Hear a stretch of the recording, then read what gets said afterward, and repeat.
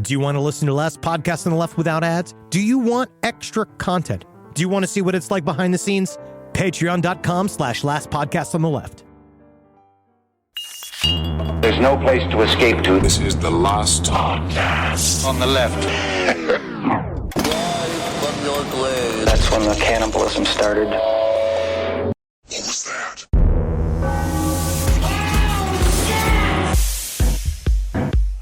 Oh, those murky, murky waters. Murky, murky Black Dahlia waters. I have been up to my nipples. That's deep. Yeah. And Black Dahlia, That's like man. what? That's like 3 feet deep. Eddie, I'll allow it because it's almost Christmas. But it is funny because I never did the Black Dahlia deep dive. Yeah, I didn't either. That was like one of those true crime things that I kind of thought, I think it's because as we were getting deeper into true crime as a person, first of all, I was like more into serial killers. Like then I found the Zodiac and I had seen pictures of the Black Dahlia corpse. And it wasn't until now that like it's kind of then last podcast got going. And I started thinking like, we'll get there. Yeah, eventually. And so I don't need to look into it now. And now I realize like why it's like this. It's very confusing. I am so deep in. I'm losing my fucking mind. Yeah. I'm doing the thing where I'm seeing her face everywhere. I'm talking about hacking tits off everywhere all the time. It's getting a bit of a verbal tick of mine. And then what I did last night. A verbal tit? Last night, what I did is that I wanted to really get in the headspace. So Just started waving knives around the kitchen. and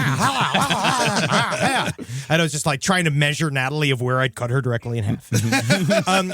But I went in and I looked up the top songs of 1947 just to kind of get in the mood. And I listened to a bunch of old pop songs. And I was just sitting there. And Natalie came back. She had a dinner with a bunch of her girlfriends. She came in and she just saw like me, no shirt, in my underwear, drinking a fucking 3 fingers of scotch. Yeah. Listening to you wanna wear, oh, you never were. I wish you had those little belts that hold your socks up.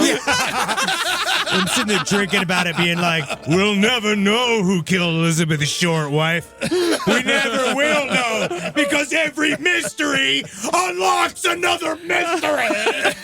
And you're like, oh, and then it kind of feels nice to be here again. Yeah, it does. Welcome to the Last Podcast on the Left, ladies and gentlemen. My name is Marcus Parks. I'm here with the In Too Deep Henry Zabrowski. Oh, just a little carriage ride with my sweetheart. Gonna cut her tits off. Oh, let's go smile. Swear like my baby. And the newly traumatized Ed Larson, who just saw the Elizabeth Short crime scene photos for the first time just before walking in here. Yeah, you just sent them to me. I asked you to. Yes, but you asked me. I never send them to people without permission or direct request. I was like, well, we're doing the show. I might as well see it. And I did not finish my lunch. Yeah. It was very upsetting. Hey, though, Eddie, you got through most of it. I have. I definitely had a couple more bites. But I officially, I think I have a good theory before we get started on who it was. World's worst magician. Yeah.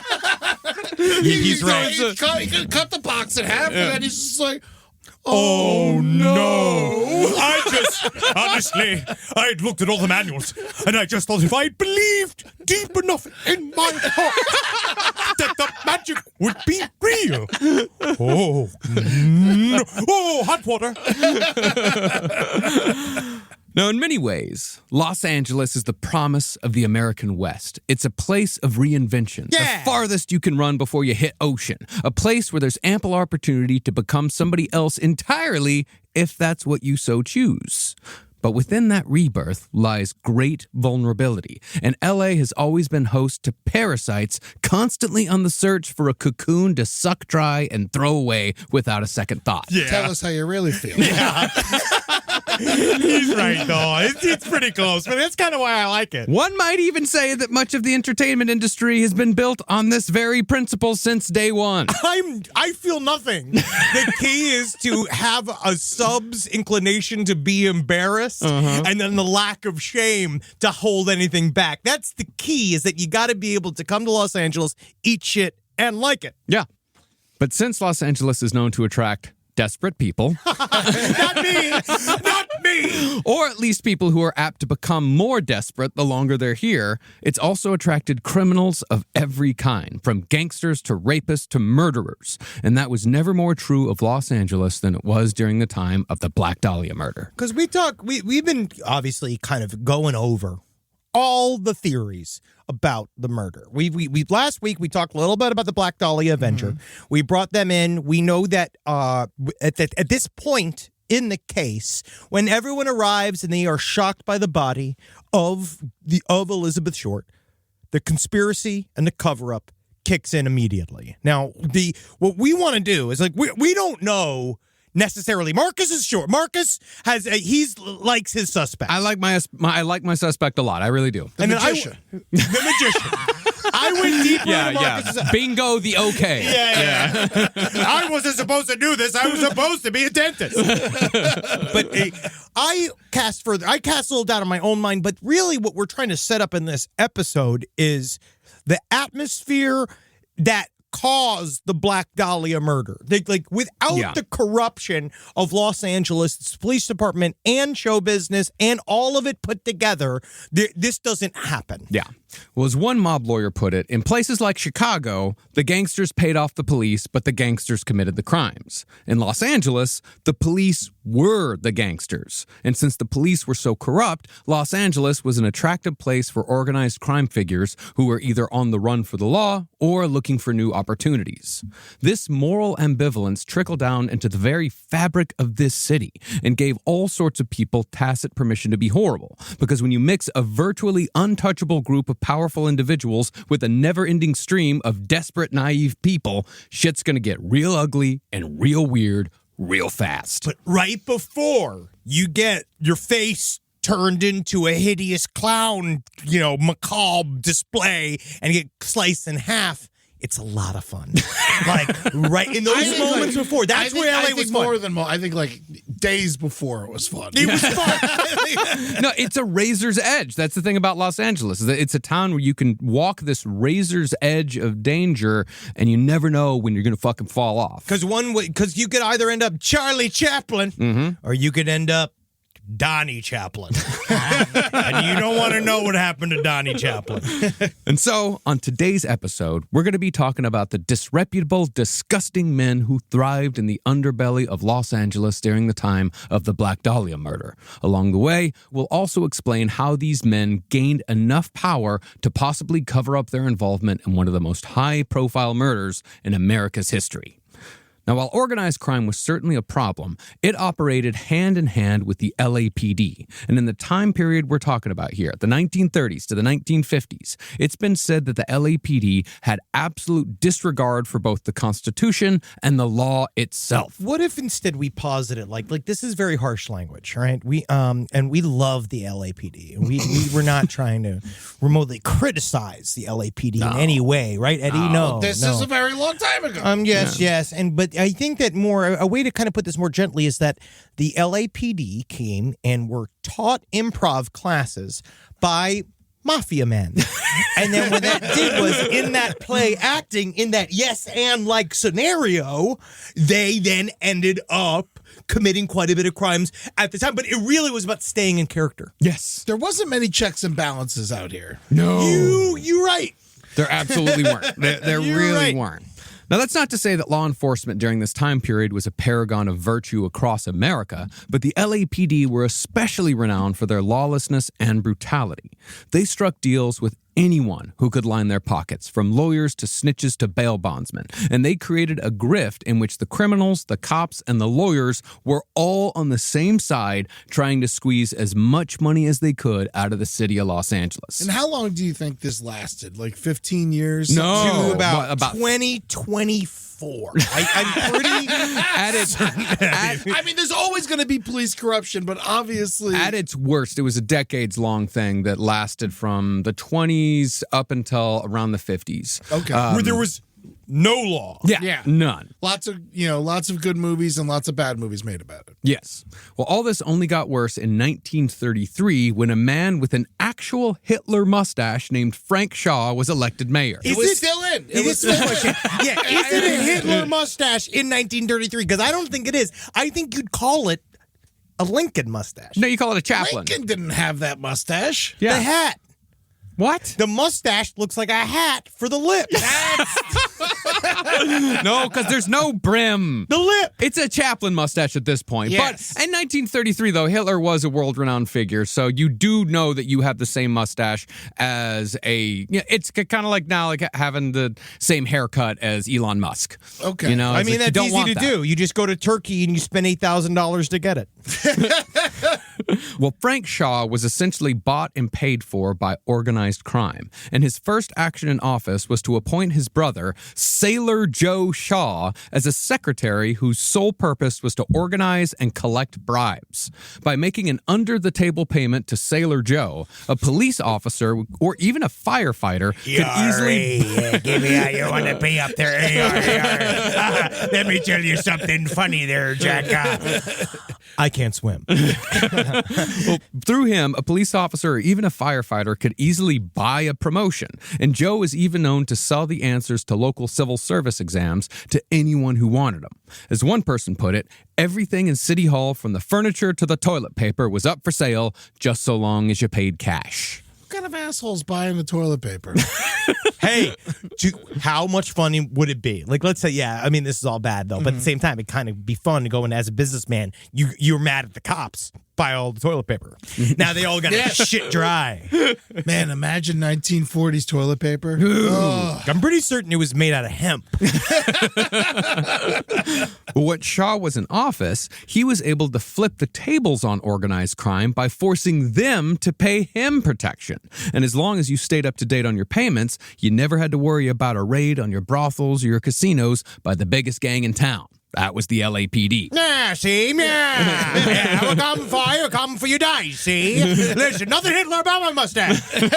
All right, this is American mustache. It's Frank's mustache. That's what it needs to be called. The Frank stash. You know that Hitler apparently shaved the mustache down in order to fit into a gas mask. Really? That's what they said, according to him. That's what Hitler said. If you could, and if you want to trust him, which I do. Why not just shave the whole mustache? Because you need a little bit of something. Yeah. Yeah. A little something to make him Fun. Hitler. Yeah. Hitler. Shaw's entire operation, however, came crashing down when he got involved with the attempted murder of a private investigator in 1938. The investigator was working with a concerned private citizen to expose the LAPD as essentially a legalized mafia. I just happened to notice. I don't know. I feel that police. You're being naughty, and I feel that you all should be ashamed for your behavior. Hold the stick with your mouth.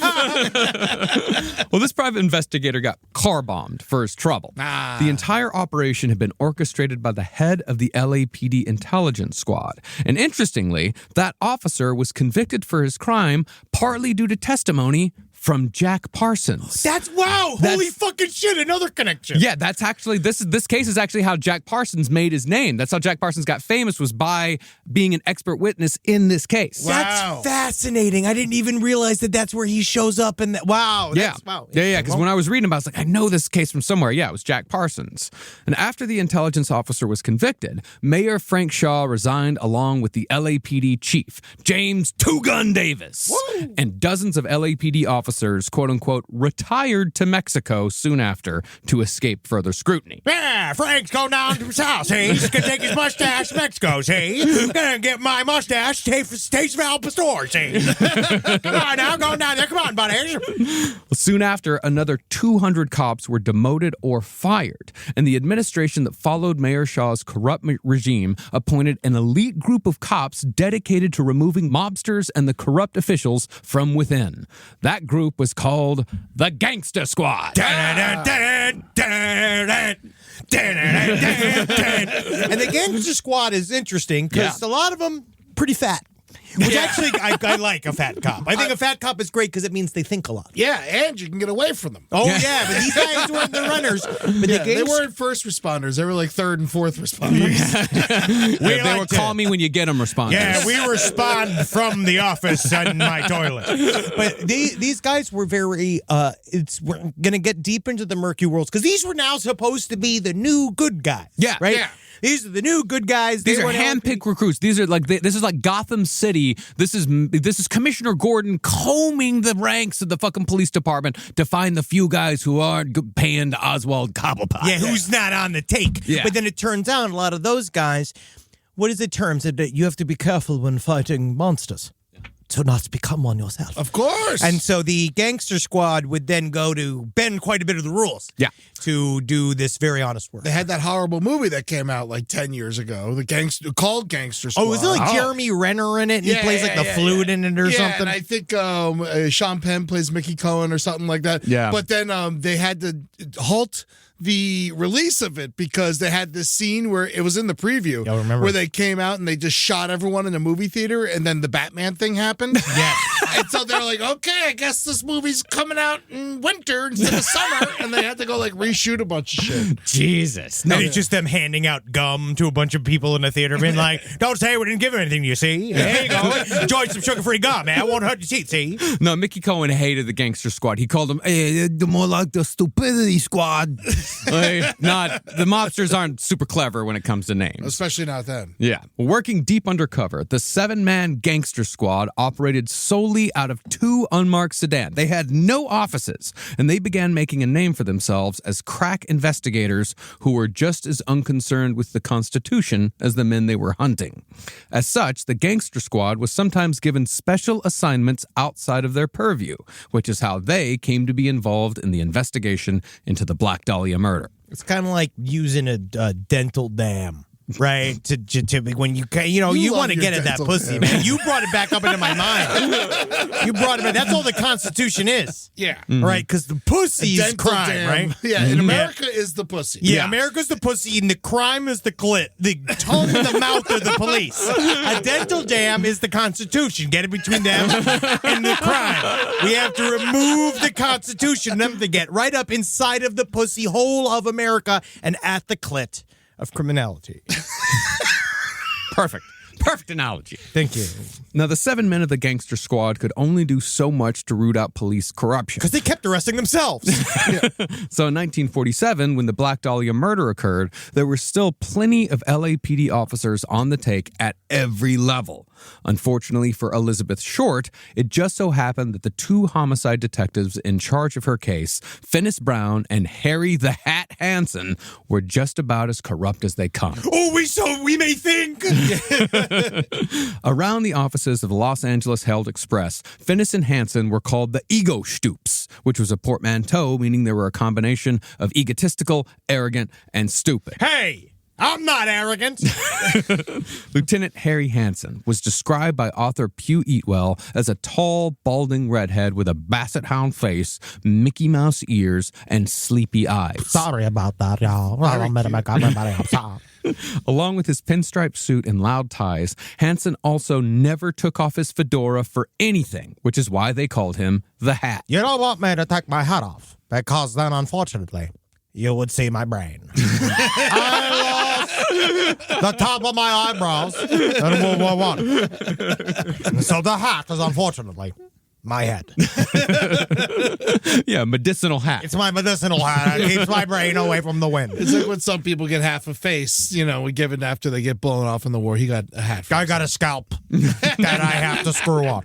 A nearly 20-year veteran of the LAPD by the time of the Black Dahlia murder, Hansen was known as a brute who beat suspects mercilessly and would pressure newspaper photographers to edit photos of suspects' faces to remove the blood produced by his enhanced interrogation techniques.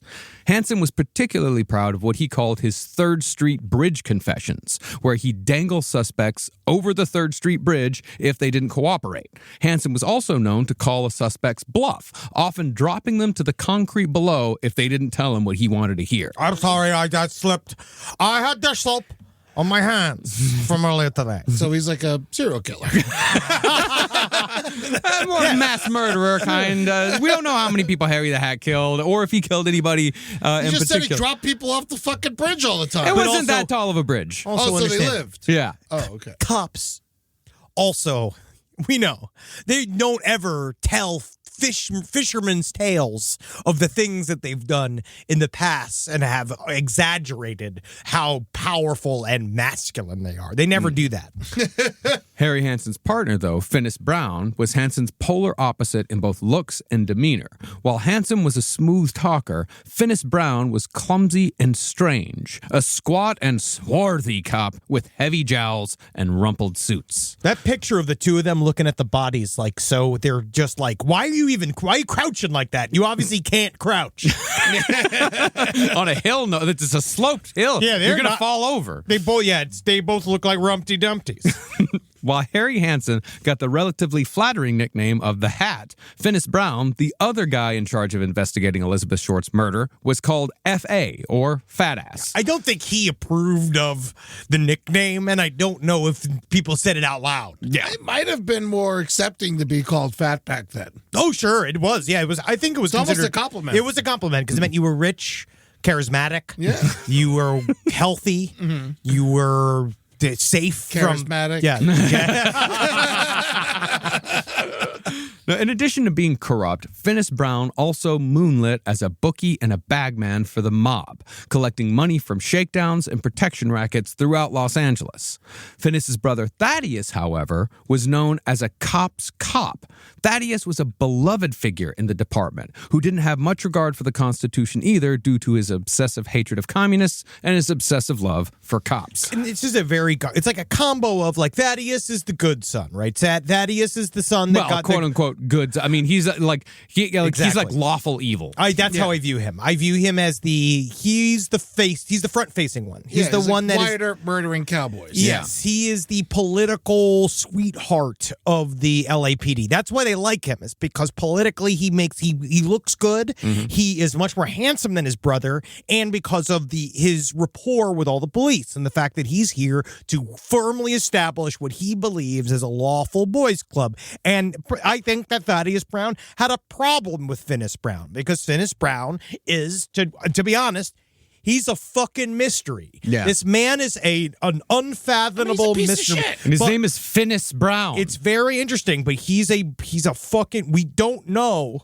really what this man's agenda was and what he had to gain from jamming up the process of the Black Dahlia murder. We also know that he might have been on the take. He also might have been deeply undercover. Was on the take. He was definitely on the take. But they're also saying that he was undercover, telling people who he was taking a take from, and that this is this game. This is what happened in JFK. This is why JFK is like the way it is. This is why, because once assets become an asset, once a cop becomes an informant for themselves, and like once they are corrupt and then double teaming, and everybody's on two separate teams, they're on their own team and somebody else's team, it does begin to muddy the waters very significantly. He get paid twice. Yeah. That's what he did. No. And that's what makes Black Dahlia so interesting and so confusing, is because every person in this story is running a game within a game within a game, because it is so corrupt and there is so much crime going on here. From the top to the bottom, there are a million games being played at all times, and nobody trusts each other. Next episode, we are going to go into this idea of, like, I think truly what's going on here is like there's like 7 mafias of different industries all fighting at once. Yeah. Well, because if you were committing crimes, you weren't able to get anything done. Exactly. Yeah. You literally, it's like Lance Armstrong. He wasn't cheating, he was competing. Well, now, who did their mother love more, though? That's what I want to know. Thaddeus. Finis. No, the mother always loves the fuck up more. Always. I guess they're forced to. Yeah. Thaddeus Brown, he was such a looming figure in Los Angeles that on the radio version of Dragnet, Joe Friday referenced Tad Brown as his boss, and Orson Welles based the character of Hank Quinlan in the film noir classic Touch of Evil off Tad Brown as well. Which is not a compliment. No, it's not. And so, with Finis Brown working directly with organized crime and Tad Brown working solely for the interests of the cops, they made an extremely powerful pair that were difficult to stand against if you thought they might not be doing their job correctly. And it's probably not a coincidence that they were tossed on one of the most high-profile cases to ever hit the city, and they... Or at least Finis was tossed on it. Thaddeus was doing his own thing. Yeah, that's what I mean. He was tossed because of his connection to Thaddeus. He was tossed on the case, but why? And who's involved? And now that's what Were they we're the trying to first get. people to show up?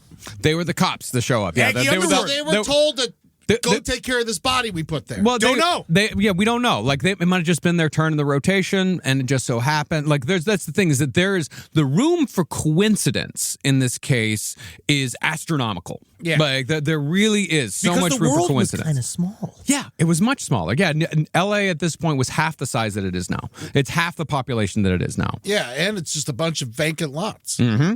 At least in places like Lamert Park. Yeah. Rise from your grave. Now, to the press, it seemed like the cops really weren't trying all that hard when it came to investigating the Black Dahlia murder, because as we established last episode, all the most important aspects of the case had been uncovered by journalists like Jimmy Richardson and Aggie Underwood. Jimmy's people had discovered all the weird shit that had gone down in San Diego just before Elizabeth's death, for example, and Aggie Underwood had put together a clear timeline of Elizabeth's last days during her interview with Red Manley. The cops hadn't done any of this shit. Therefore, rumors that the Black Dahlia investigation was being shut down and covered up were being spread as early as late January 1947, about a week or two after the murder. Well, it sounds like also partially was the issue of all the confessing Sams, is that they got this influx we talked about last week of all of these people wanting to jump in and insert themselves into this case. Because again, I think that where Los Angeles comes into play is that you have because everybody's an actor in the population, there's a lot of people looking to be like, I can put my mark on this case. I can get my picture on the paper, which I do think is true. I think there's a little bit of the beginnings of this idea of like any publicity is good publicity. No, everyone thinks they're living in Chicago. Yeah. The play, the musical. Yes. You know, like that. And so now they're calling in, and so everything got gummed up. They don't have they have no specific forensics because at the time it was a backward science. The body was completely washed clean. They can't figure out what to do, and so now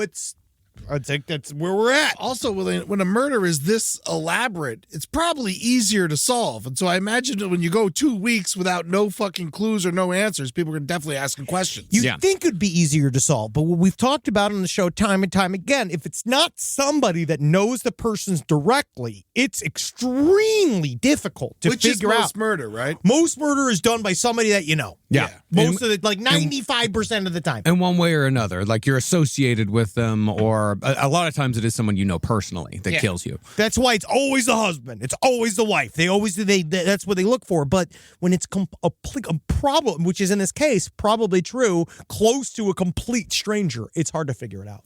Well, Jimmy Richardson in particular began to believe that the investigation was being purposefully stalled, and it was his theory that the LAPD wanted it gone because of its possible connections to organized crime and the Los Angeles political elite. Furthermore, the LAPD were trying their best to distance themselves from even putting work into the investigation, going so far as to say that the murder had probably taken place outside the LA city limits and was therefore none of their business.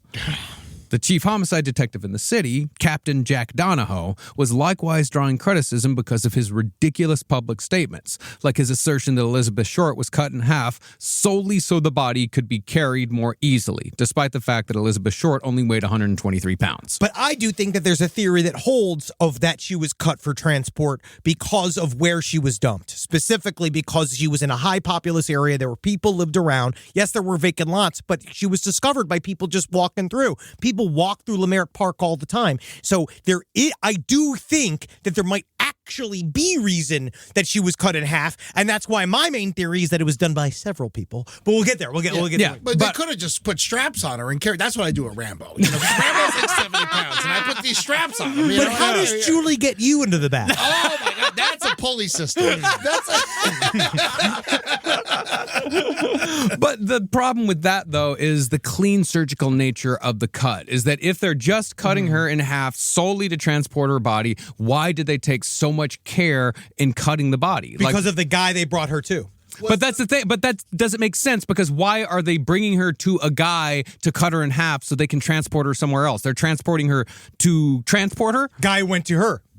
It was like a doctor. I think that one connection could be to the legal abortion circuit, and that they have a guy. If this is a mafia hit, which I do think that is correct, I think that it is involving the mafia on some level. Is that they bring in an abortion doctor to essentially who's also in the cut to being like, how the fuck do we got this psychopath did this to her? We need to get rid of this right now. We need to do it right now. And his first thing is like, we put her in 2 burlap sacks and we go drop her off somewhere. Sure, but let's not get too hard. No, of course not. No, I'm just saying. Now I'm here. This is just what this is the days of this. Yeah, so you think it's an evil doctor? Yeah. No, I think he's Dr. Giggles. Oh, no, it wouldn't be so straight if it was Dr. Giggles. Dr. Serious. Yeah, Dr. Rulers.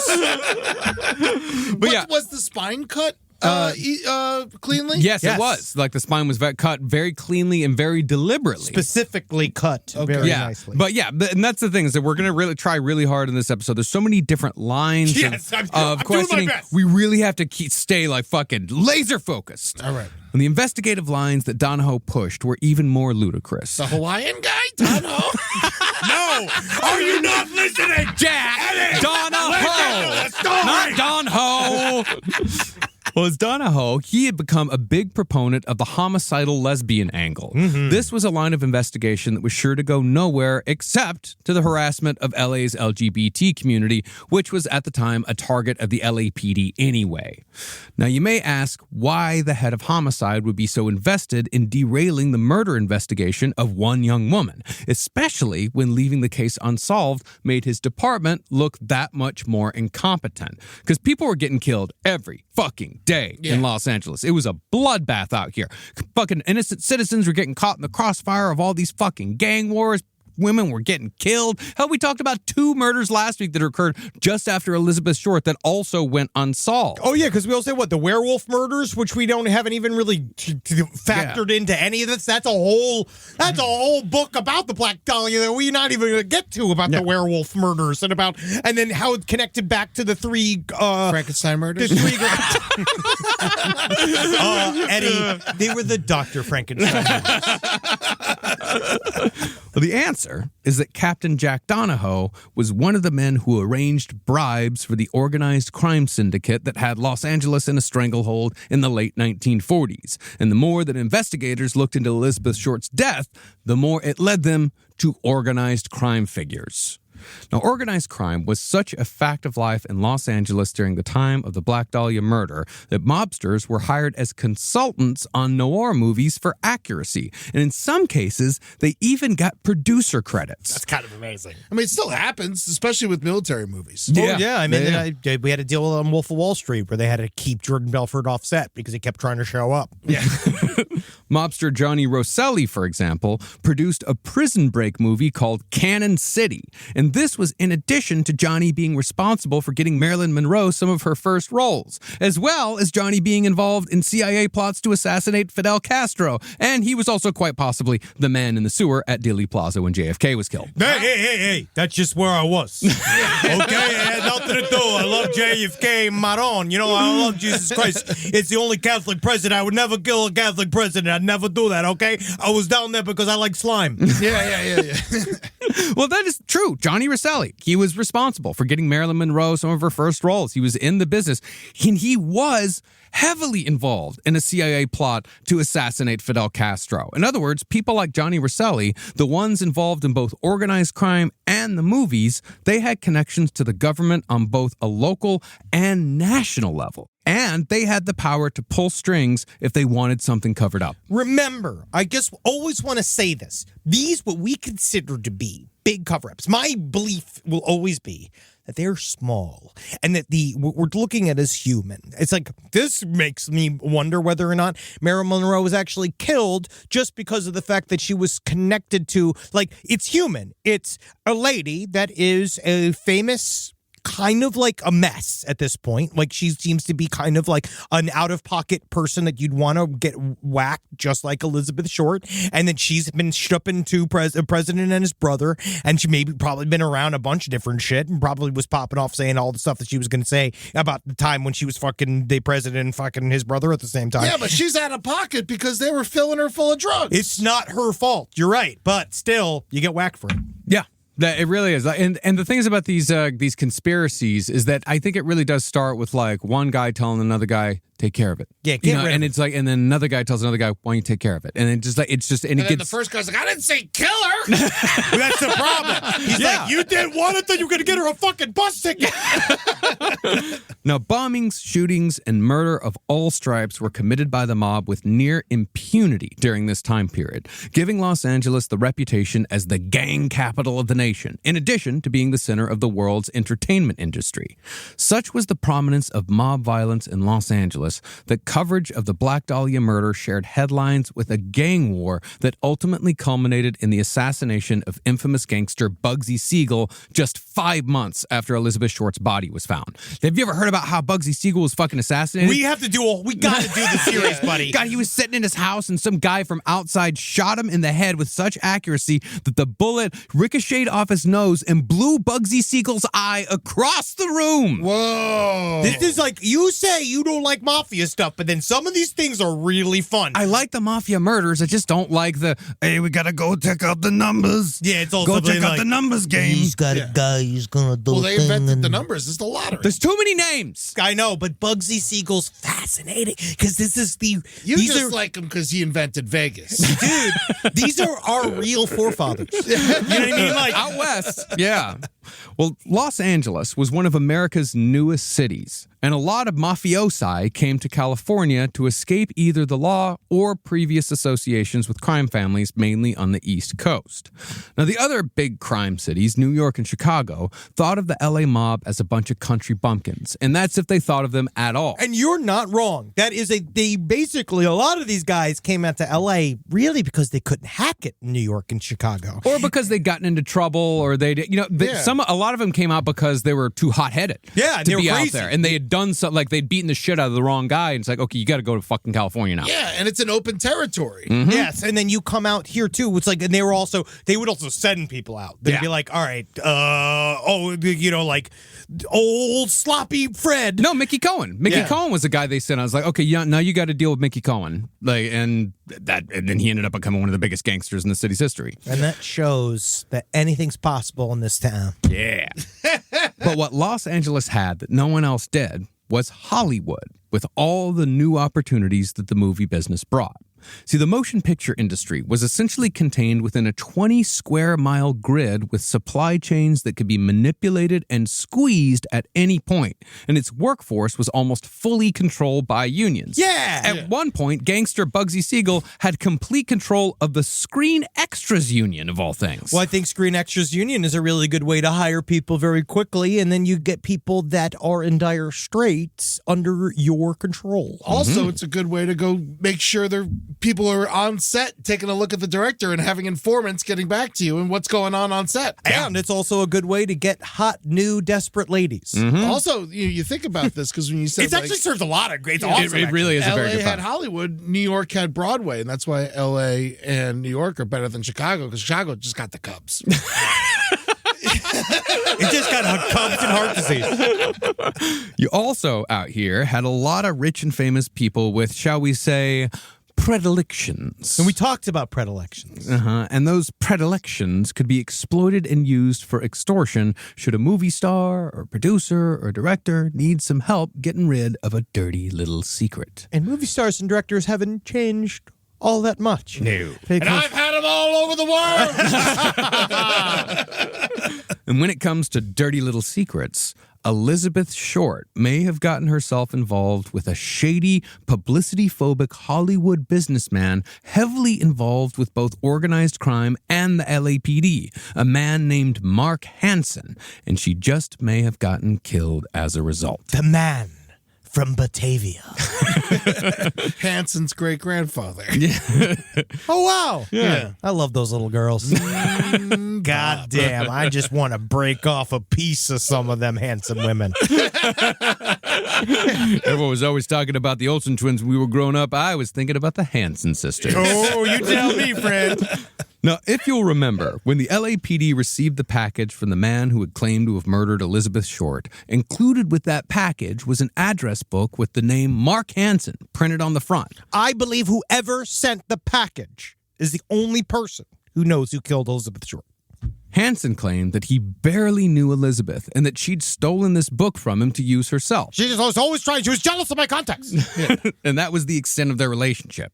It is, however, almost positive that Elizabeth Short and Mark Hansen were involved in an affair shortly before the Black Dahlia murder. Or did he want to be in an affair with Elizabeth Short? Yes. When I say affair, I use that term loosely. Like there was definitely some sort of relationship between the two of them, although it's very murky as to what that relationship really was. I'm sure it was completely innocent.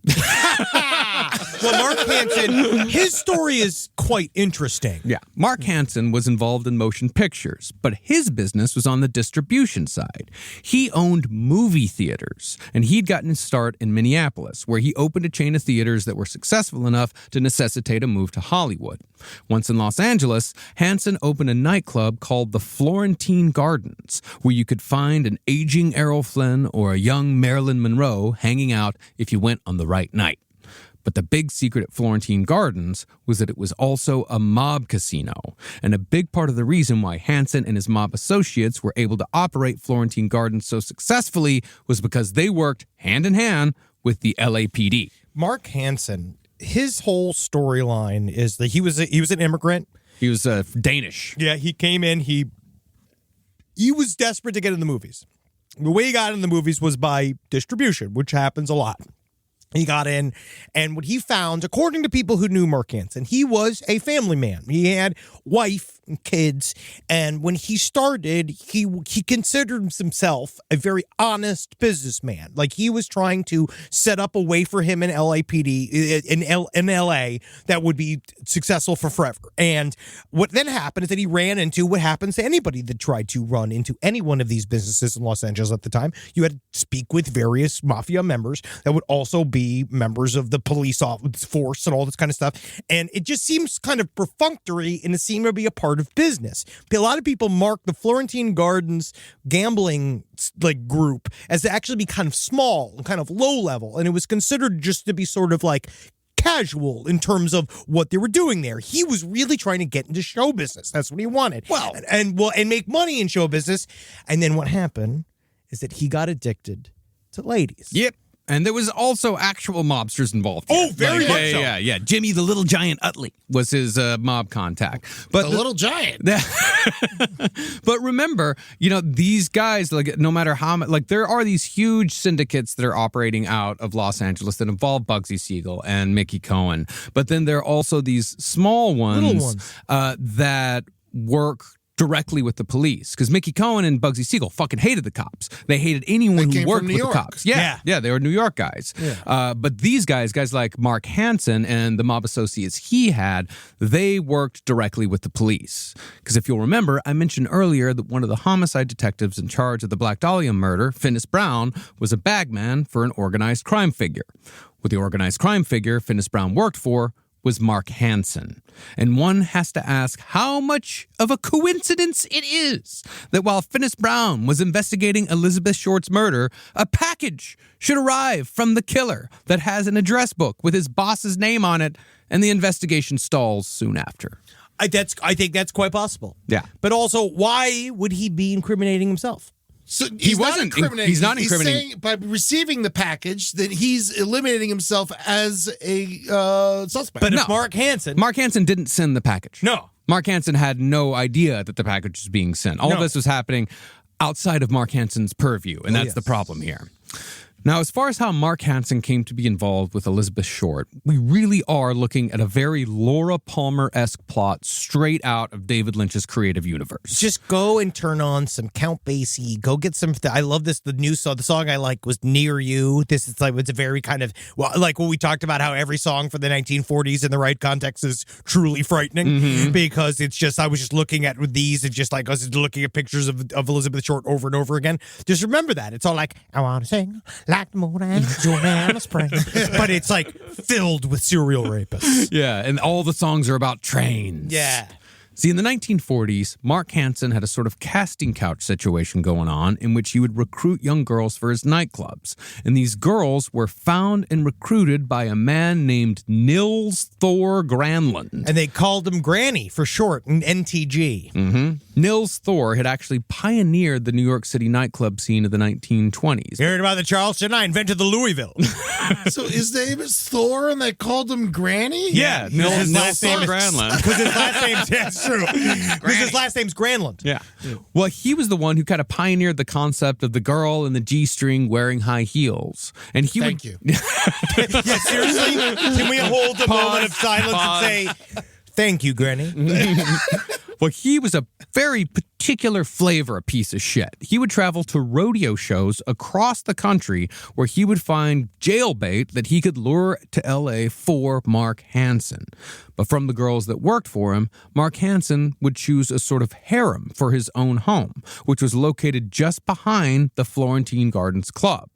Not all the girls who stayed at his home, however, worked for Mark Hansen. According to well-placed sources, one of the girls that came in and out of Hansen's home who fit that bill, that didn't work for him, was Elizabeth Short. So he was married. The wife left him. So now he is... Why? I don't know, Eddie.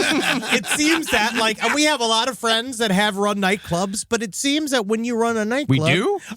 I mean, back in the day, we've known people that have... I know people that have run nightclubs. Yeah. Yes. And it does seem to hurt your relationships, because what happened is that he fell in love again with the biz, which is always like the worst thing for a business owner, especially in show business, where he became really into this idea of, I can control all of these young women. They have to, they're being really nice to me and they're flirting with me because I have something to give them. And then he started renting his own apartment right behind the place, and his wife had left him. And then eventually, because they were there with him, and when the family left, he's like, I'll just bring the chicks in here. Yeah. So they started hanging around. And now what we know, because we know about Elizabeth Short? She pretended to want to be an actress. Yeah. She did not actually... She talked about it She a lot. talked about it, but she didn't actually want to be one. So Mark Hansen was sold originally on this idea that, this is Beth. She's here. She wants to be a dancer.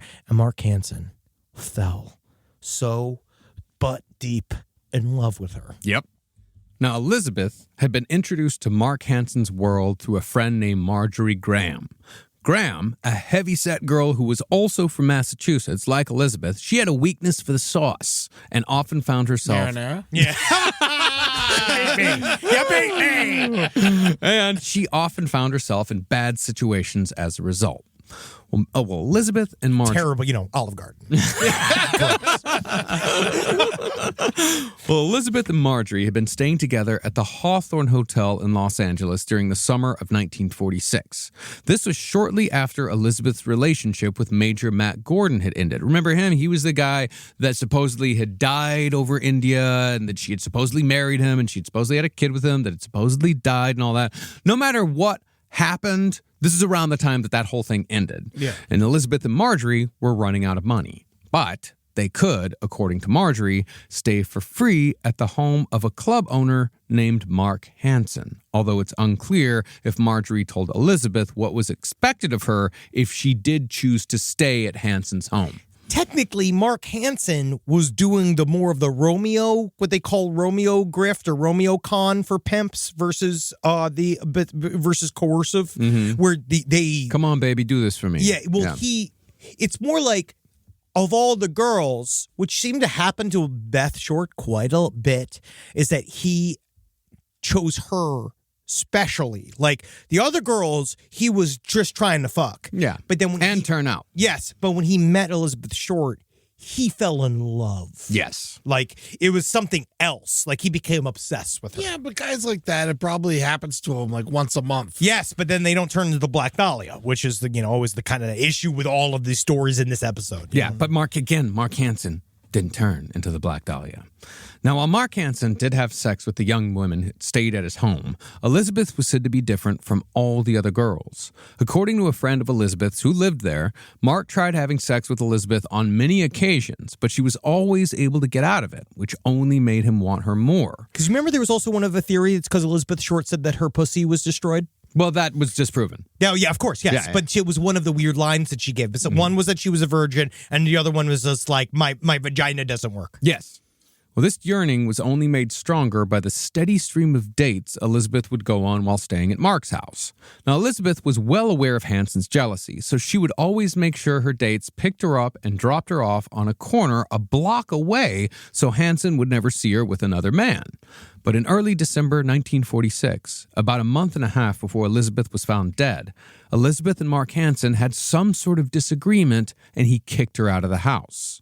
Briefly, Elizabeth lived in an apartment where each room had 8 young women crammed together in bunk beds, costing just $1 a night. But since Elizabeth didn't even have $1, she skipped out on paying the landlady and disappeared.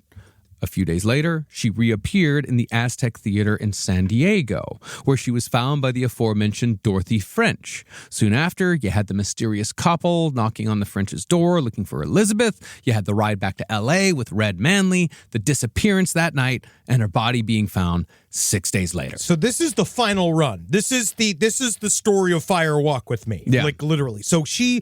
And right now, we just have flashes. There are so many fucking characters. Yeah. Yes. Well, it's because she really was... She was heading to town. She was homeless. She basically was homeless. Yeah. And at this point, what they truly say is, like, once the soldier storyline for her ended, she really was kind of left to the winds. So that's a part of what they say that she was probably doing when she was making all the phone calls in the hotel, was that she was calling every old soldier that she had known from back in the day. Can you send me money? Can we do this? And she was really kind of speed running toward the end of her life. But it sounds like the conflict that got her kicked out of the house was also kind of indicative of why Beth Short was considered to be an intense, sometimes people would say difficult person, because she kind of wanted it both ways a little bit. So she wanted Mark Hansen to be in love with her, so she'd play that angle up for a while and then hold out, which is her right. She's allowed to do it. Made Mark Hansen angry. Eventually, he's like, all right, fuck it.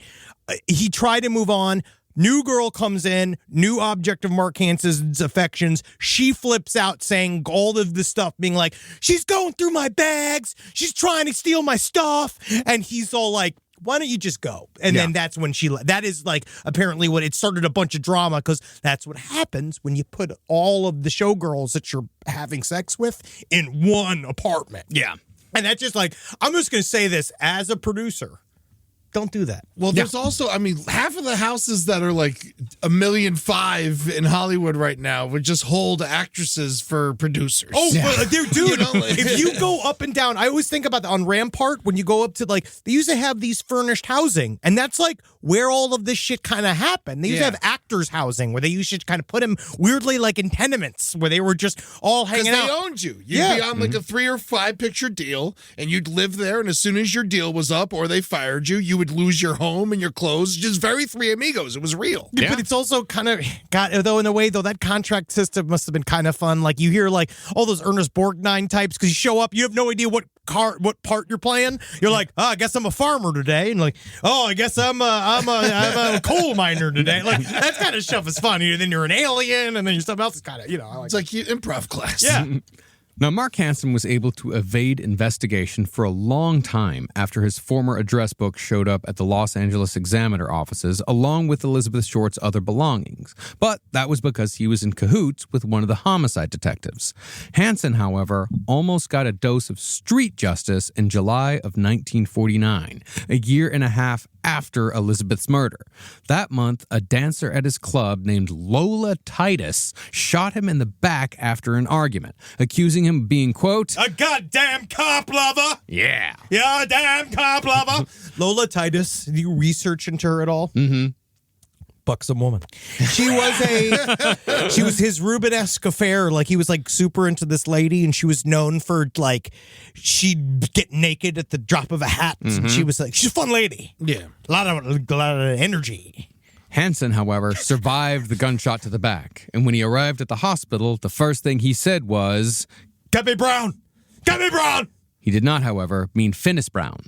He wanted Finis's brother, Thaddeus Brown, the cop's cop, and Thaddeus Brown quickly rushed to Hansen's side, I suppose to make sure that Lola Titus got what was coming to her. No one really knows what went on between Thaddeus Brown and Mark Hansen during that conversation. All they know is he said, "Get me Brown," and Thaddeus Brown fucking jumped. Just understand that this is why this case is so difficult, because it's just everybody's a villain. Yeah. No one's telling the truth. It's like dealing with the CIA. You don't know what anybody's actual story is. So was Hansen dying and he just wanted to give Thaddeus some information? I don't know. I think what he wanted to do is bring Thaddeus and say, "Get the bitch who did this to me. Get her. It was Lola Titus. Get her. Make sure she goes down." This really probably has nothing to do with the Black Dahlia directly. It's more just showing that Mark Hansen definitely had a relationship with the police, which means that he was more than probably an informant, which would mean that if Finis Brown worked for Mark Hansen or was like a bagman for Mark Hansen, it's like he was then conversely working for a gangster that was also working for the police. Yes, You're making things purposefully confusing for people. It's the truth. This is what we're in the middle of. This is what I'm trying to explain. But Mark Hansen's close relationship with the police wasn't the only reason why she shot him. Allegedly, Lola Titus and Elizabeth Short were friends, and Lola had accused Hansen of being involved in Elizabeth Short's murder. I knew you were trying to cut me in half. I knew what you were trying to do. You drew that line above my belly button, and you said you were trying to make measurements for the new pool. Yeah. And I know that's not what was happening. Hocus pocus yourself. Oh, Mr. Magic Man, you're not getting me. Here goes I'm a free lady. I'm gonna go take my dancers out. I'm gonna put a banana up her pussy. What did the guy say who killed Elizabeth Short after he killed her? What? Abracadabra. Marcus liked it. I won't give it to you. I won't give it to you because it's mean. And again, the magician theory has not proven out. Did you think it was Crocus Pocus? That I enjoyed. There we go. That got me. Unfortunately, though, Lola was not the most stable witness. After she was arrested and taken to the Hall of Justice, the officer in charge of taking her to the courtroom opened the door to the room where she was being held to find her nude and spread-eagled lying on the floor. Want to check me for a gun? Hey. Or do you want to go get some flowers and make me a vase? The officer ordered her to get dressed, which she did. All right. How about just what way you want me to get dressed? One sock, one glove. The whole everything, please. Oh, you want me to cover my pussy, huh? Can you smell it? Yes. Quite fragrant. It's quite fragrant. You're welcome. I wasn't sure what it was, but once you said pussy, I knew exactly what it was. I also brought this pot. I also brought this pot of beef stroganoff from home. But after her picture was taken by court photographers, she got nude again, remarking, "My God, it's hot in here." I can't believe how hot it's in here. I gotta show my butt to the air conditioner. Bring me to the ice machine. Hey, son, your new name is Air Conditioner. But when it came time to finally make arguments, Lola's attorney said that according to Lola, Mark Hansen's game was to scoop up young girls and make a lot of promises about opening doors in Hollywood. If only they did a little something for him first. And that's fucking, honestly, what a fucking lie. I have never heard a producer say anything like that to anybody I know. Like, that's just like... That ploy has never been used in this city ever. Who do they think we are here? I am so sick of my cherished art form being slandered in this way. How fucking dare you? Because I was never given the opportunity. Yeah, you were. Yes, actually, the one time I was, but it wasn't how I wanted it. It was never some big busty MILF saying, well, you know, these tits aren't going to suck themselves. No, it wasn't. Or should I say, oh, what else? Mr. Babe Ruth, like I'm auditioning for Babe Ruth. No, it was a man, yeah. Yeah. And you said no. Yep. And look where you are now. I made the error of having taste and pride. And I'll never do it again. Lola Titus was one of those girls, and in her exact words, she said, quote, I made up my mind that he was either going to love me, marry me, or take care of me, or I was going to kill him. And off that statement, amongst many others, Lola Titus was convicted of attempted murder and sent to the Patton State Hospital for the insane. What do you mean? I just thought I had moxie. I thought I was going to go to the Southern California State Hospital for the big titted. Nope, she died there 10 years later at the age of 30. Isn't that fucking... Something happened. That's also... I feel like it's really weird. I don't just fucking shock their brains and give them crazy experimental drugs. No one had any checks and balances on these places. She was probably lobotomized, I would imagine. They just put her away into it. It just really kind of... I thought it's interesting that she went to a state hospital instead of jail. Yeah, specifically a state hospital where she could be shut the fuck up and never listened to ever again. Because she's legally crazy. Yep, and with Lola put away, even considering her unstable nature, a possible window into Mark Hansen and Elizabeth Short's relationship was closed, although Lola's perspective was far from the last vantage point, as we'll soon see.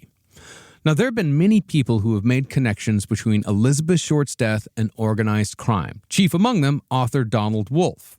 In his theory, Elizabeth Short was a high-end call girl who worked at a mob-owned brothel and had become pregnant by the owner of the Los Angeles Times, a man who also happened to be from one of the most powerful families in Los Angeles.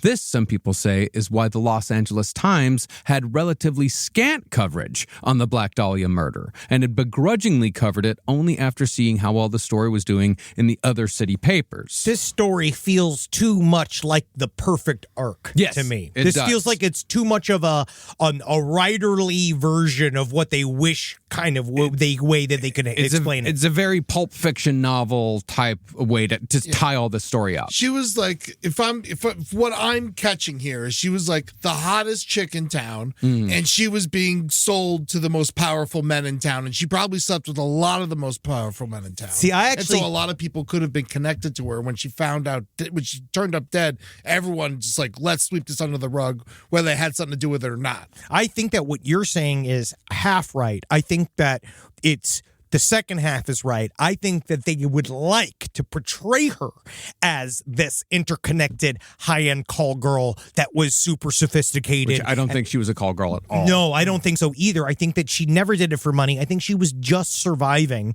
And I think that she really just had a taste for dangerous people, and it got her in quite a lot of trouble. You know, she could have been an escort, not a sex worker. But just someone to be seen with. I think she just liked guys. Yeah, I think she was nice things. Yeah, she liked guys and nice things. She liked nice clothes. She wore her perfume. I think that she didn't have highfalutin ideas in that way. I think that she was literally just trying to survive. I think it's how, Jimmy Richardson put it. It lost. Like, just not really know. She's in her early 20s. She doesn't know what the fuck she wants. All she knows is that she doesn't want the life that has been laid out for her, as society demanded it. She's trying to find something, and she just keeps coming up with goose eggs every time. Yeah. But as far as why Elizabeth was killed, it's theorized that she may have refused to get an abortion after being impregnated by such a high-powered client, which is why she was hiding out in San Diego and became disturbed anytime someone came looking for her. And why she had her body hollowed out after she was killed. According to the theory, she was finally captured when she returned to Los Angeles and was killed brutally and publicly so as to send a message to any other girls who may have been thinking of stepping out of line. But while this theory has the right idea, I think it comes to the wrong conclusions. I do believe that Elizabeth Short's death was directly related to organized crime. Yes. But I think it had a lot more to do with her associating with dangerous people than it did with her participating in risky activities like sex work in a mob-owned brothel.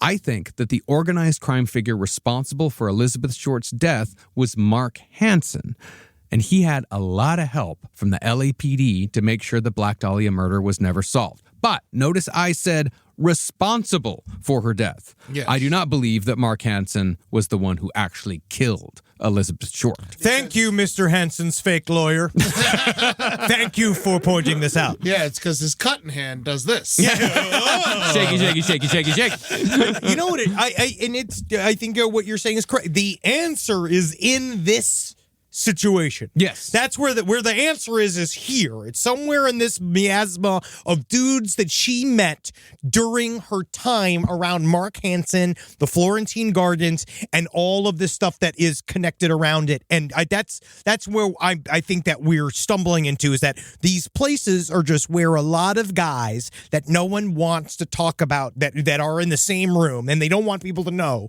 that they're all in the same room. And it's like she's just was a big old like tying everybody together. She was the rug that tied the room together. Yeah. And I think that all of this happened within a span of months. Like, I think Elizabeth Short's life fell apart very, very quickly. And I think she found herself involved in some really bad shit very fast, like faster than she even knew what was happening. When she turned down Hansen, probably. Well, think about, like the way the city opens up to the right star.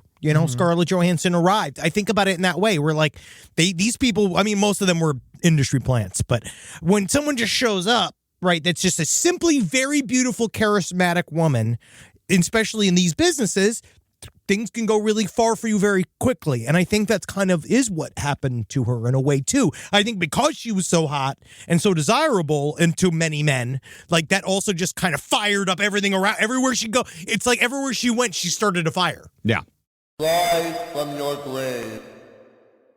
Now, it's important to note that for almost 2 years, there was very little to no movement on the Black Dahlia murder investigation. A lot of people have been questioned, and a lot of theories have been put forth, and more clues had even been found. Elizabeth Short's purse and shoes, for example, had been found in a trash can outside of a cafe 4 miles from Leimert Park. But none of these clues had led anywhere meaningful because Finnis and Hansen had made sure, especially after Mark Hansen's name came into play, that the investigation had stalled. See, now, if they found the purse and stuff 4 miles away in a trash can outside of a diner, someone had to have been tipped off. Like, because that shit's just getting picked up and thrown in the dump. No one's searching every trash can within 4 miles of her body. Yeah, it just happened. They just happened upon it. I mean, that's another just happened upon it fucking story here. Reporters later uncovered that Finnis was in debt to Hansen for $5,000, $70,000 in today's money. Damn. And it's speculated that Mark Hansen used Finnis Brown to shut down any lines of investigation that led towards him in exchange for forgiveness on his debt. Now, that by itself is not proof that he killed Elizabeth Short or that he was responsible for the death of Elizabeth Short. No. But a person was just about to be discovered that was going to lead towards Mark Hansen.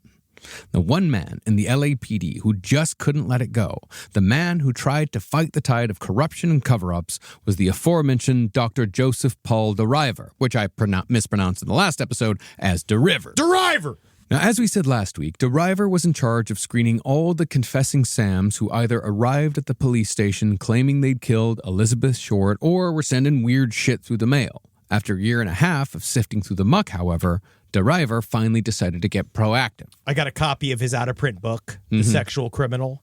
It's dated. Yeah. But it is very, very interesting. Don't get me wrong. I'm not saying that Dr. Deriver is a fucking hero here. No, he behaved like a monster much of the time. This next section of this whole story is so fascinating. I just find this all so fascinating. But the breakdown of Dr. Deriver is, because right now, this is the rise and fall of Dr. Deriver. Yes. See, Deriver had a theory that the killer both craved attention and was most likely a true crime fan. So he planted an article about the Black Dahlia murder in True Detective magazine to try and lure the killer out from hiding. And he did have some approval, but very little approval for what he was doing. So Deriver was hired by the LAPD. He ran the sexual offenders unit. He was like putting the registration. He was putting this all together. And eventually they just kind of he was just kind of off-road. And so eventually he was just like, I know exactly how to catch this criminal. And the first thing he did was we must beat him. We must encourage a tete-a-tete. That the Black Dahlia Avenger will have no way to not respond if we tell everybody we think he's a dum-dum. It's entrapment. Yep. Well, the article described the Black Dahlia killer as a sadomasochistic type with at least half a dozen victims already, a cunning, studious, scientific type who would be compelled to boast about the details of the crime. And sure enough, soon after the article was published, Deriver received a letter from Miami Beach, signed with the obviously fake name of Jack Sand. Jack Sand wrote that he'd read the article about the Black Dahlia murder, and he believed that a friend of his was the killer. Well, intrigued, Deriver and the mysterious Jack Sand began exchanging letters, and Jack eventually said that his friend was a guy named Jeff. Jeff did it. He killed the Black Dahlia. Yep. You have never met a man as sinister as Jeff. The worst man I've ever met. My best friend, Jeff. Well, allegedly, this guy said that he'd spent 6 weeks in San Francisco with Jeff just after the Black Dahlia murder. Jeff, Jack Sand wrote, had bragged that he'd gone to the same bars as Elizabeth Short, but had fled Los Angeles before the cops could question him. He went to the same hot dog stand she frequented, my friend, Jeff. Jeff also liked to draw. Yes, he did. And in one letter... Dogs, horses, airplanes, octopus, anything you can draw. Jeff was addicted to it. Dangerously so. Well, in one letter, Jack included a sketch that he claimed had been drawn by Jeff. As you can see here, these two round lobes might just be a butt drawn by my best friend and enemy, Jeff. Now, while the contents of the letters themselves were interesting, the sketch really was the sort of wow moment for Dr. Deriver. Wow! It featured a fair amount of cross-hatching that was very similar to some of the extensive mutilation inflicted on Elizabeth Short's body, namely the crisscross lacerations that have been found on her pubic bone and right hip. Only a serial killer could shade in this way. I've never seen shading like this before. Truly nefarious. I must investigate. Jack Sand also wrote a letter that speculated on the motive behind the killing, saying that Elizabeth may have threatened exposure of something, an affair not considered proper, as he put it. With a horse, And with a fish. Many things can be made love to that are inappropriate, depending on where you're from. Where are you from? Downtown. Downtown where? Jefferson. You've ever been to Jefferson? My best friend was from there. His name was Jeff. Jack Sand also said that the killer may have experienced a new sensation by accident during the murder, thus leading to the Black Dahlia's complete annihilation. The letter also showed many of the same spelling, grammar, and syntax peculiarities as the letter sent to Jimmy Richardson at the Examiner, and Jack Sand also referred to the victim as simply Elizabeth, rather than Elizabeth Short or the Black Dahlia, inferring that this person may have known or felt like he had known Elizabeth Short intimately. And the beginning of this was just letters. Yeah. So he opened this up and he started writing back and forth with Jack Sand, and he's like, literally is like, yes, we ought to put it. This is the answer I have been looking for. No, I can hear him saying the game is afoot and over again. He had that perfect little he had that perfect mustache for it. Mm-hmm. Now, when he was calling her Elizabeth, was she known as Elizabeth? Because you called her Beth earlier. She was Beth to her friends. Okay. Yeah. Now, since Finis Brown and Harry the Hat Hansen had all but given up on the case, the aforementioned Gangster Squad was tapped to pick up where they left off, because not everyone at the LAPD nor everyone in the mayor's office was on the take. There were some people who wanted this fucking thing solved. I do kind of believe it's kind of funny idea of being like, Gangster Squad, and you go out there and solve this case. And they were like, yes, sir, yes, sir, yes, sir. And they were like, and they're all just like trying to get in the elevator at the same time. Like, They all trying to get in the same car. Yeah. Who's driving? I don't know. Who's sitting in the car? I'm sitting in the car. I want to be in the trunk. I'm riding on the top. I'm on the hood. I'm making siren noises. Fire hydrant. I'm making the siren. We need to get organized. Gangster Squad's on it. So, Deriver told the Gangster Squad all about this Jack Sands character in Miami Beach, which prompted the squad to send one of their officers to Florida undercover to track Sands down. Which they denied. They denied they ever sent a cop to go look at them, but, it's all who's saying what. Now, before long, they discovered that Jack Sands was a pseudonym for a career criminal named Leslie Dwayne Dillon. 27 at the time, Dillon was described as tall, lanky, and sloop-shouldered, with a habit of dyeing his hair different colors. Originally from Oklahoma, Dillon had served less than a year in the Navy during World War II before he was dishonorably discharged for stealing watches. Remember that. A few years later, Dillon was arrested for pimping in San Francisco. Then, after marrying and fathering a child, he became, much like Elizabeth Short, just another drifter in post-World War II America. He was free. Using the aliases of Jack Diamond, Jack Maxim, and Jack Sand, Dillon wandered between California, Florida, and Oklahoma with his family in tow, working alternately as a bellhop, a rum runner, a bootlegger, a pimp, a professional gambler, a taxi driver, and, for a short period of time, a dance instructor. Yeah, take a look at my hips. A 1 and a 2 and a 3 and a 4 and a... I'm just buying time to the end of class. I view him... No refunds! No refunds! I view him as the... he's Rob Schneider from Home Alone 2. He's got the bellhop. We're going to be discovering the bellhop mafia. There's a lot of these things go flying around here, but it is funny because they all kind of talk about... As soon as the word bellhop comes up in all of these, they're all like... Do you know he was a bellhop? And you're that's like, who's got all the information. Yeah. it's just the idea of are every bellhop just like somebody who's stealing out of bags and looking through people's purses? I mean, out of all the professions that he had, the one that he returned to again and again was bellhop. he just liked it. And pimp. Lots of cash, both I jobs. tell you what I like. It's the little hat. I mean, bellhop and pimp, that goes hand in hand. You're dropping off a guy, you say hey, looking for some fun tonight? Exactly. Yeah. And then you think the bellhop's getting the lady? No, the bellhop's the one who's telling you, hey, I got some girls. You looking for some fun But I tonight here feel in like San Francisco? He knows the pimp. I would never say the bellhop's the pimp. Well, in this case, They're all it like was. Yes. Wow. And that's what's nice about it. One-stop shop. Yeah. The head bellhop is Yeah. the pimp. Now, Leslie Dillon... You want to fuck, Greg? I need a home. I lost my home in the fire. I had to become a bellhop at 65.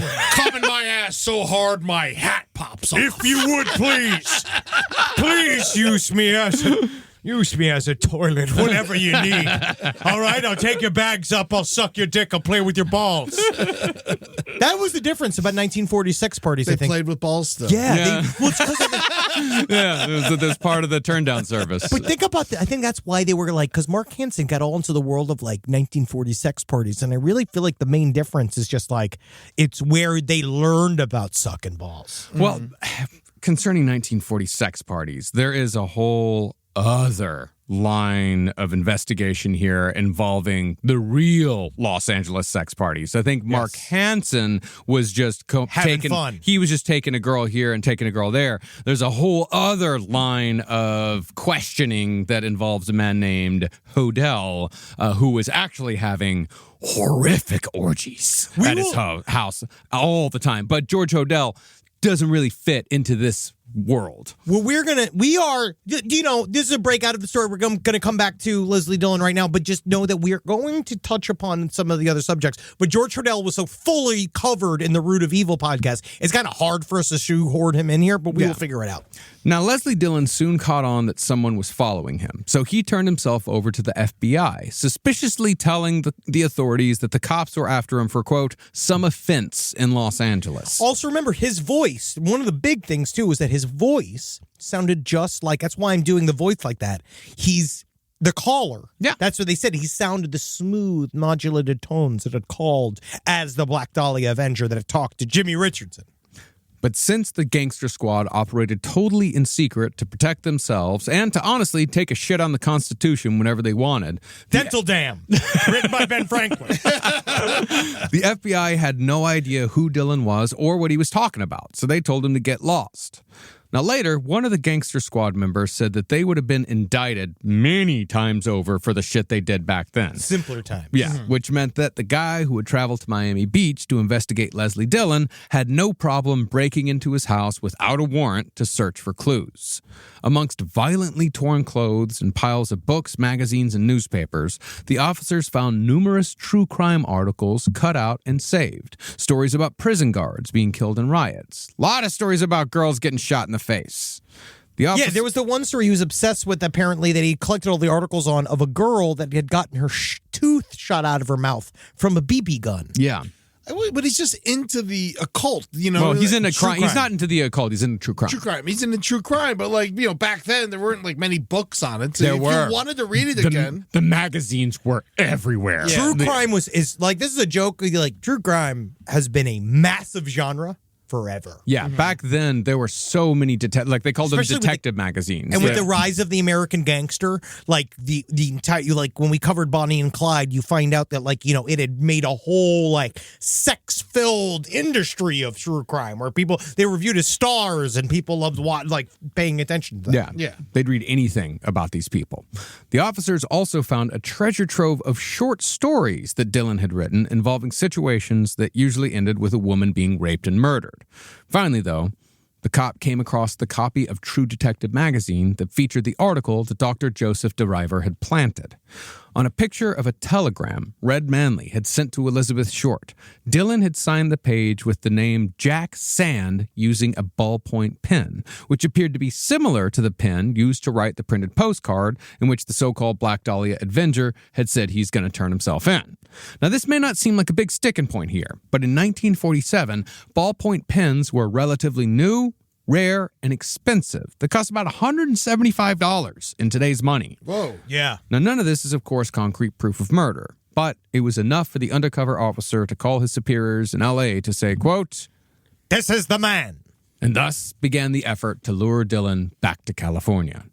Deriver contacted Dillon and asked him to meet. Which is also so stupid. This whole thing is like this is the thing. It's like on one half, it's like this tete-a-tete between investigator and criminal. On the other half, it amounts to one of the dumbest series of interactions I've ever seen between two humans. It's like everything the cops do is illegal, except they try to get this guy legally back. Why don't you just hit him over the head and fucking throw him in a train car? Well, that's kind of what Deriver said they did. But this is the other side of that story. Deriver contacted Dillon and asked him to meet so he could give him more information about this Jeff character. Yes, Jeff. I would love to talk about Jeff. Jeff, that had supposedly killed Elizabeth Short. But while Dillon had been all too ready to help before, he was reluctant to return to California. I get sunburnt. So Deriver and Dillon agreed to meet in Las Vegas. Yeah, very different than California. Yeah, where the Gangster Squad planned to set up wiretaps to record everything Dillon said. When they got there, though, Dillon was too nervous to talk and suggested they go to Palm Springs instead. Much nicer. It is. But during that drive, Dillon began to talk more about himself. He told Deriver and the Gangster Squad member driving them that one of his many jobs had been as a mortuary assistant, where he'd learned the proper way to bleed a corpse. You want to do it all the way, because if you leave some blood in it, it gets stinky. The key is to make her entirely empty. It's so crazy. Mum's the word from Florida to Vegas. But from Vegas to Palm Springs, You it's know, an open book. I actually spent many years doing time-tested trials to see how quickly it would take for me to saw a woman in half, surgically, incredibly. That's fascinating. Well, Dillon also spoke in the same soft modulated voice that had been used when the alleged Black Dahlia killer had called Jimmy Richardson at the Los Angeles Examiner offices. Now, once they got to a lodge in Palm Springs, the Gangster Squad wired up a cabin and listened in as Dillon and Deriver talked about his mysterious friend Jeff, the one who had supposedly killed Elizabeth Short. Yes, Jeff is the worst bastard I've ever met. Do you mind running a bath for me, Dr. Deriver? Absolutely. I would love to run the bubbliest bath you've ever had. Would you like me to first help you undress. Dylan told them that the perpetrator's full name was Jeff Connors. Yes, Connors. And soon after began to pontificate about Elizabeth Short's murder, starting with speculation on why her body had been cut in half. Just sort of thinking out loud. Dylan, you're sitting in a hotel room together, hanging out, and just like moment of silence is like, why do you think that Black Dahlia was cut in half? Well, Dylan said that the killer might have wanted to physically see how far his penis went into the body of a woman when it was inserted into her vagina. Fascinating. Cutting. Yes. Yes, me too. Yes. I as well. I wish I could know. Oh, I'm so curious. All right, so I'm going to have sex with her. You peek in the top. Yes, it is called the old-fashioned prairie dog, where you see the little head of the dog peek its way out of the bush, which is the inside of a dead woman. Well, cutting her in half, Dylan opined, would enable the murderer to stick his penis inside the severed bottom half of Elizabeth Short's body and see it poke out the other end. Oh, yes, absolutely, of course. Oh, wonderful. More details you'd like to know? Yes, more and more, please. How pink it is. Oh, is your penis could poke out that long. You know what's interesting is when you could do this, you could also shake her hand. Have you thought about a ruler, my friend? Before we get too far, because I do appreciate your curiosity, but have you even thought about maybe putting a banana for sizing reference? And that's how you would know how shallow or deep your penis can be. Perhaps you want to try my ass. I'm only a doctor. All I can do is tell you what I feel. Feeling some pressure. A bit of pressure. There it is. Well, as far as where the bisection took place, Dylan said she was probably cut in half in a bed, a bath, or on a floor, and the blood was probably drained by hanging the two halves in a shower. Jeff Connors, Dylan said, would have done all of this on the ground floor of a motel, so we wouldn't have to lug the body down any stairs. Now, as deriver listened to Dylan, he began to get a hunch. So he asked Dylan to strip naked. Now listen, this might sound like a total non sequitur. We've been talking for a period of time. But I'm just looking at you, and I wonder, and I'm a doctor. Would you pretty please get naked for me? It's just us. It's Palm Springs. We've had a 7-hour trip. You've taken a 19-hour two-propeller plane flight to Las Vegas. We have now driven to Palm Springs for no reason. Can I see them dangles? Can I see you show me them nipples? My good sir, we got to get naked together. I'll do too. Well, hesitatingly, Dylan did as he was asked, or so deriver says. I think it's more likely that a Gangster Squad member forced Dylan's pants down. Yes. See, there's some stories, but then there's the other idea of, like, weirdly, which I do actually think is true, of him going like, yeah, sure. Like, he was like, we have to remember. So right now, we're playing this. We are going to go through this whole... Dylan's playing a game here. Dylan's a fucking weirdo. Yes. Okay, so the idea of going into this weird lodge with this doctor man, and then him just saying like, would you please remove your clothes? And then him just going like, yeah, right. Well, he is a doctor. Yeah, all right, yeah, why not? But either way, deriver's hunch was correct. He had suspected that Dylan had a micro penis. And sure enough... Don't tell me why. I don't know how it was. I think it was his choice of music on the way we were driving. And sure enough, when Dylan's dingle was exposed, deriver, with disturbing accuracy, compared the size of Dylan's penis to one belonging to a boy of exactly 8 years of age. I'm not a pedophile, but I have seen many boy corpses. Yeah. Many boy corpses, and sometimes I do seek them out. Penis was larger than a 7-year-old's boy. How I know? Smaller than a 9. You know, I know that for certain. The differences are subtle but present. Flap, flap, flap, flap, flap, flap, flap, flap. That's how I tell him. Flap, flap, flap, flap, flap. Little sugar packet. Flap back and forth. Tiny penis. But the key is, you know how he's a doctor. And this is a this is a lesson to all my people out there that want to interact with penises. The thing about a micro penis is that if it's slightly small, you know, whatever, a micro penis, you want to treat that thing with respect. Because if you don't, the thing that's attached to that thing, it's going to fucking kill you. The small penis, Deriver hypothesized, was why there was a vertical cut in Elizabeth's pubic region just above her vagina. Yeah? The micropenis would not be long enough to reach the bisection, but if the killer did want to see how far his penis went in, he would have to mutilate the body further if his penis was particularly small. For the next time you do this, what I recommend to you is to use an orange. Well, just guessing, Deriver thought that it was possible that Elizabeth Short may have mocked or threatened to expose Dylan's micropenis to his friends, and he had reacted in the most brutal way possible. Which is why the only way I can reveal it is through the newspaper. See what happens then. Gotta tell the whole world. Well, that's see what he does then. Well, that's why I think his pants were probably pulled down, because it didn't seem like Dylan was super pleased with his micropenis. Yeah. Well, it's weird, but he's posturing. He is acting to the Deriver that he is the person who killed Black Dahlia. He is playing. Look, he's saying I didn't do it. Jeff did it. Jeff. Yeah. And so he's saying, but I think weirdly though, I think that.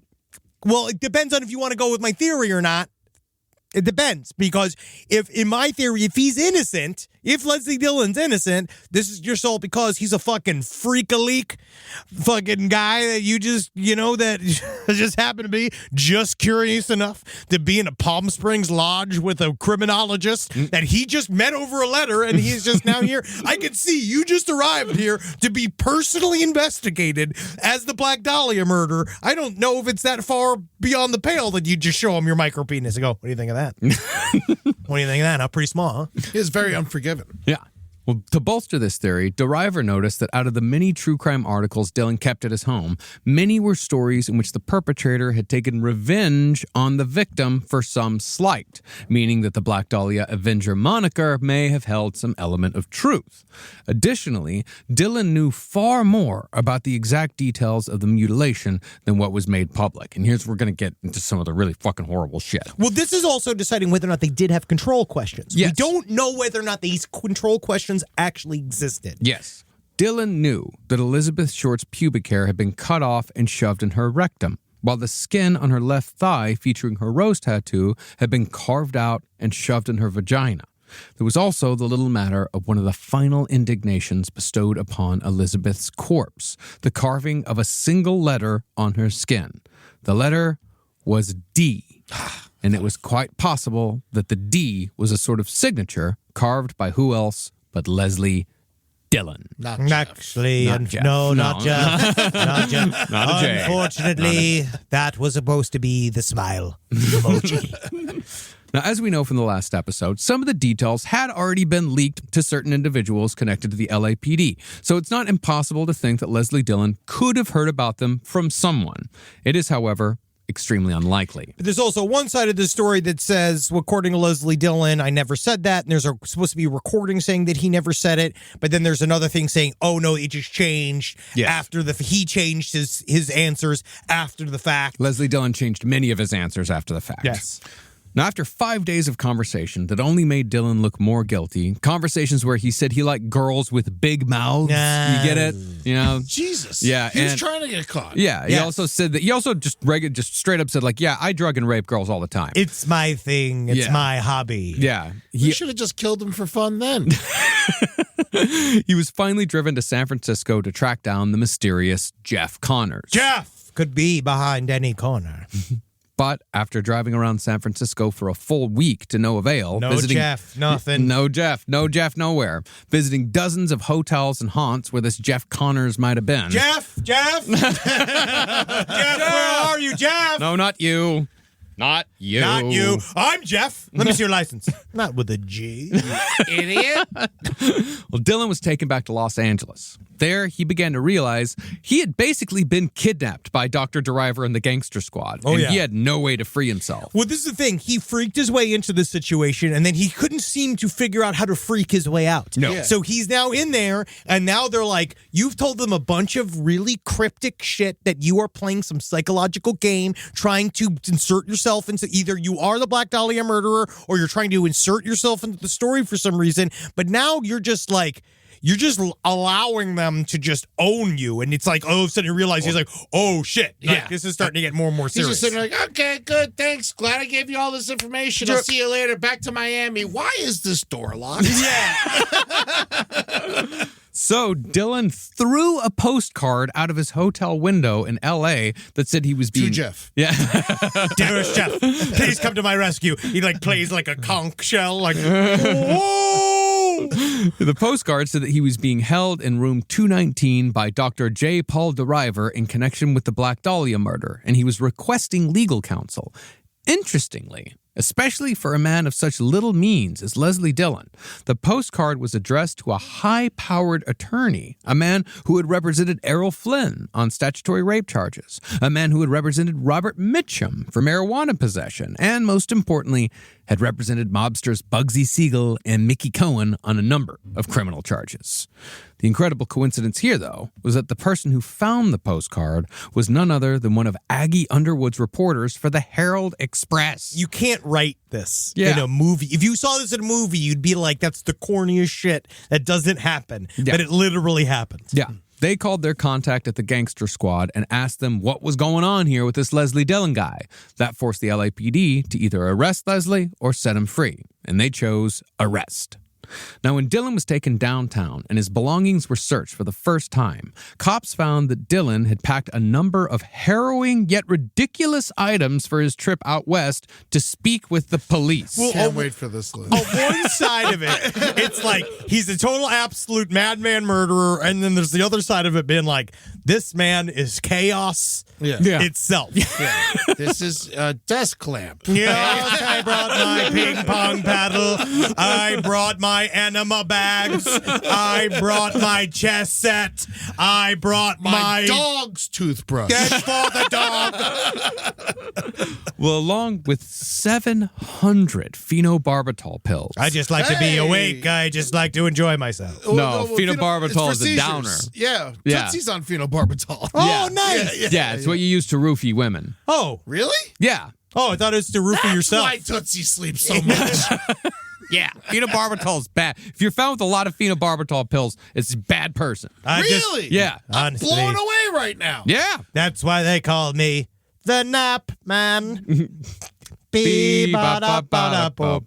Ba-ba-ba-da-boop. Yeah, I But they get it. also could have epilepsy. He does not have epilepsy. All right, good to know. Dylan had also brought 7 razor blades and a dog leash with a massive leather strap that had appeared as if it had been thoroughly scrubbed and scraped. It's for the dog. I mean, I'm going with a dog theory now. You got a dog leash, phenobarbital, like. The scrap also showed signs of strain, as if a heavy weight had been suspended from it. If you'll remember, the way Elizabeth Short's arms had been placed made it look as if she'd been hung from something for a very long period of time. And he also said that's the best way to drain the blood out of the body is hanging out in the shower. Yes. But also, he could be using it. I heard one theory, but it kind of makes sense as for autoerotic asphyxiation. He might have. Yeah. That's a possibility. You can use a belt for lots of stuff. It's my choking belt. Yeah. All right, this is just so I can relax. Now, when it was announced that a suspect had been arrested in conjunction with the Black Dahlia murder almost 2 years after it had occurred, the press started looking into Leslie Dillon, and they found that his aunt lived on Crenshaw Boulevard. This location was less than 4 miles from Leimert Park. Not super close, but not super far away. But it was only 2 blocks away from the cafe where Elizabeth Short's purse and shoes had been found in the trash can. At another one of Dillon's Los Angeles addresses, his landlady said that he'd driven a black Ford sedan when he'd lived there, which was the same type of car seen by eyewitnesses on the night that Elizabeth Short's body was dumped in the vacant lot. But when police began interrogating Leslie Dillon directly, he denied ever knowing or even meeting Elizabeth Short. But what the LAPD and the press did discover was that Leslie Dillon had been involved in organized crime when he lived in Los Angeles. Some of it was disorganized, How so? bad scheduling, poor catering. I forgot my pants once. I didn't know. It's so hard. You're just rushing because of the deadline. Now, Dillon was decidedly small time. He worked as a pimp and a bootlegger. But the kicker was that he had done so in the same territory covered by associates of Elizabeth Short. Namely, He worked in the same territory as Mark Hansen, whose address book was still a big question mark for a lot of people when it came to the murder. Now, Dylan had been arrested but not charged, and time was running out before they had to let him go. Deriver was convinced that Dylan was the killer, but not just because of what Dylan had told him. See, Dylan was still saying that his friend Jeff Connors was the killer. Jeff did it. And Jeff was the one who had told him all the mutilation details. He loves details. But at one of the hotels where Dylan had worked in San Francisco, Deriver had showed the manager a picture of Leslie Dillon. The manager said, "Sure, that guy worked here. I know him." But the manager did not call him Leslie Dillon. Rather, the manager identified the man in the picture as Jeff Connors. Fuck! Oh my God, Jeff did do it! It's been me! Obviously, Leslie was using Jeff as his alter ego. And this is where Deriver was like, he got so hard. Yeah. He was just like, yes, multiple personalities. Oh, the mystery increases. Oh, I just came in my wool. I cannot believe how good I am. Yeah, Leslie's just wanted a man's name. Yeah, for once. Jeff, the most masculine of names. But since there was no hard evidence linking Dylan to the murder just yet, and since there was little evidence linking him directly to Elizabeth Short, the LAPD was forced to let him go free. But concerning the LAPD... There's so much evidence. All circumstantial, and it's all just it's all shit he said. And like they did take the strap and they sent it off to the lab and they're like, nothing here, it's been scrubbed clean. You know, like it's all circumstantial. It's all just like weird shit. There are no pictures of Leslie Dillon with Elizabeth Short. There's no evidence. There's no physical evidence that connects him to the scene of the crime. Deriver destroyed all ways of making a legitimate investigation by doing this way. It's is why, unfortunately, even though I love that he's a maverick and I love his style and I like the fact that he decided to beg for forgiveness instead of ask for permission, that's my style. I enjoy that. Mm-hmm. But he legitimately fucked up everything. Yeah. And so this guy, he also was, I'm going to be fair and say Deriver was also going like, "Are you sure you didn't kill the Black Dahlia?" Like, he was, like, pressuring this other psychopath that was, like, while it was just Deriver and the Gangster Squad, it kind of felt like maybe a game. And then they tortured him a bunch. Yeah. But concerning the LAPD, there was a confluence of events around this time that left a bad taste in a lot of mouths. See, as it turned out, Jeff Connors did actually exist. He was found in the town of Gilroy at the foothills of the Sierra Nevada mountains. As it turned out, Jeff Connors was a 40-year-old busboy, pulp fiction writer, and failed actor turned cosmetic salesman. Yeah, I'm Jeff. Yeah, I'm a 40-year-old busboy, pulp fiction writer, and I'm a failed actor turned cosmetic salesman. What's going on? You guys got a problem? What's the big deal here? Why's everybody so angry? And he actually was a friend of Leslie Dillon. Oh, yeah, I know Leslie. Yeah. He wishes it was me. You know? Yeah. But half the time, just because I'm awesome. But I'm Jeff. Yeah. But he was questioned at length while Dillon walked free. The LAPD police chief had also made a total reversal on Dillon, where he's just days prior to Dillon's release, it had been publicly said that they had incontrovertible evidence that Dillon was in LA at the time of the murder. The chief now said that Dillon had actually been in San Francisco at the time. Is my buddy Leslie in trouble or something? Is something going on? Did he take like the wrong hors d'oeuvres or something from a restaurant? What's going on here? I'm Jeff. I wanted to be an actor, but now I'm a cosmetic salesman, so I don't really know what the He big didn't deal cut is. a woman in half, did he? Did he? He's been talking about that for years. I was hoping he didn't do it. I just thought it was kind of like a funny story or whatever. But I'm Jeff, so.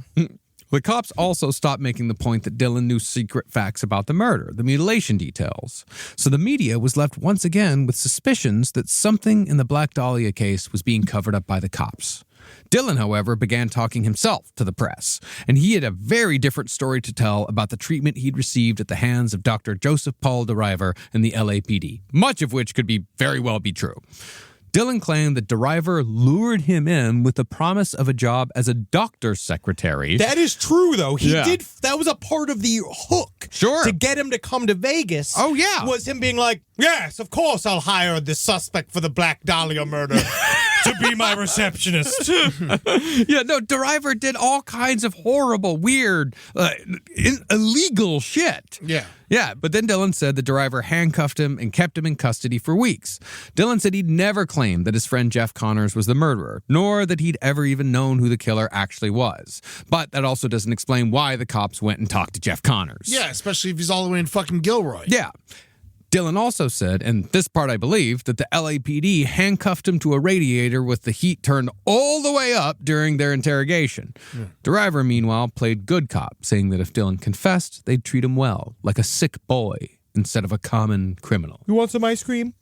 Getting hot, you want a popsicle? Might be hard next to your fucking heater. Listen, though, I'll get you a little bit of ice cream if you just admit to the murder, if you did the Black Dahlia murder, okay? Want some Dippin' Dots?